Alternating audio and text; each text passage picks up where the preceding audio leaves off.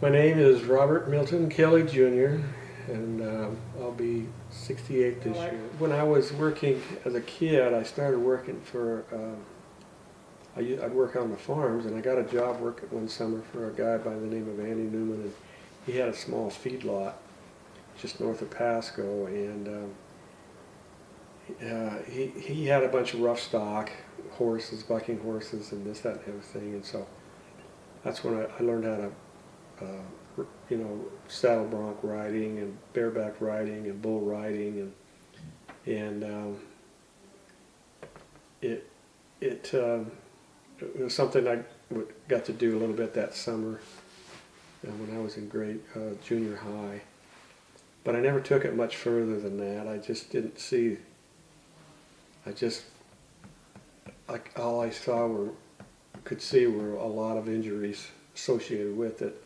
You know, a lot of kids had fun doing it, stuff like that, and it was kind of fun and all that. But you just never knew about injuries, and I thought, when I get older, this is going to hurt more than that is now. And so I kind of just let it go and just stayed with working on the farms and stuff.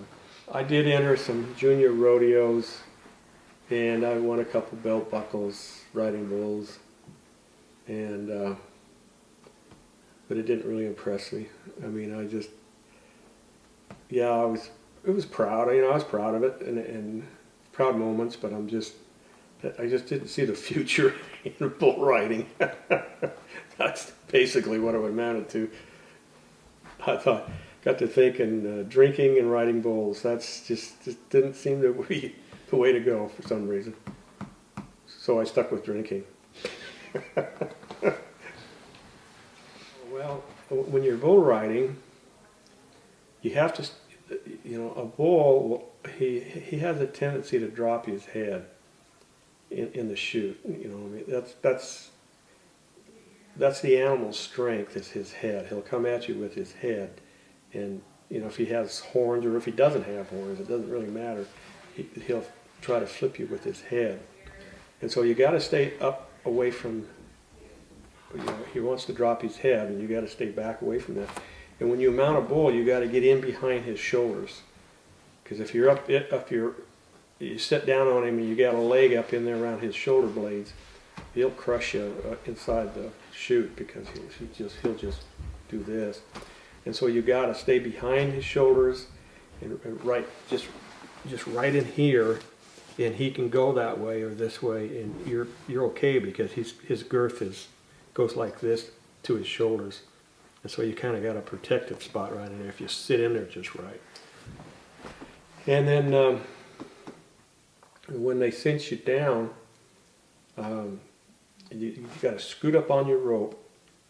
Your hands in there like this, and you scoot up on your rope just as tight as you can, and then you take this shoulder, or whichever shoulder and you turn that into as tight into the middle of the bowl as you can, and then you put your hand up like this, and then you have to arch your back, because you got to remember that bull, he wants to buck, and he's going to drop his head.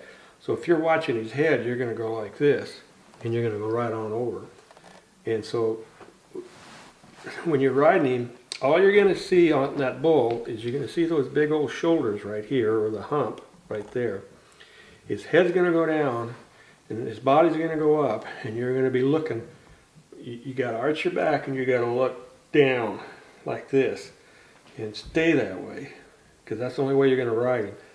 And then what you do is you're trying to watch his head. Every now and then his head's going to appear, and whichever way that head turns is the direction that bull's going to buck and spin out. And then he's going to drop his head this way, and then he'll go like that. And if you can somehow, and then of course you got your spurs on, and you're digging them into this area of his body, and if you can keep your arch in your back and keep your feet here, don't let your feet get behind you, because if your feet start to go behind you, then you're going to go over. And then so if you can keep in there like this with the spurs, and every now and then watch that head, that's the secret, then What are the toughest bulls to ride? If you ever go to a rodeo and watch, the hardest bulls to ride are the ones that will buck left and then turn right, or go right and then go left, because the rider loses the head. If you get a bull, and a lot of these rodeo professional riders, they know the bulls, they know what they'll do, and they know how they buck. And if a bull comes out and he just spins like this, then all you got to do is just turn like this and ride it. Or if he's a bull that goes this way, all you got to do is take your shoulder and just keep leaning this way. You know, lean into the spin. And a lot of guys know that. But the best championship bulls that ever lived are the ones that they go left, they go right, they go right, they go left, and the guy just gets bucked off. Same with a horse, basically. The horse does the same thing. If it'll spin two directions, it's just like a basketball player. If you got a kid that can dribble with both hands, they're hard to stop. I mean, you can't really stop them. Well, it's the same thing with a bull. You know, it's just it's a natural movement. If they can spin both directions, and a lot of times they don't know which way he's going to start. A lot of times, some of the guys will ride those big prize bulls because they know they'll come out and spin twice to the left and go to the right, and they know that, and that's what they try to do. But if you get a bull that he's not always consistent, but he definitely spins both directions, but you don't know how he's going to start out, you don't know which way he's going to go, that bull is usually the one that's never ridden.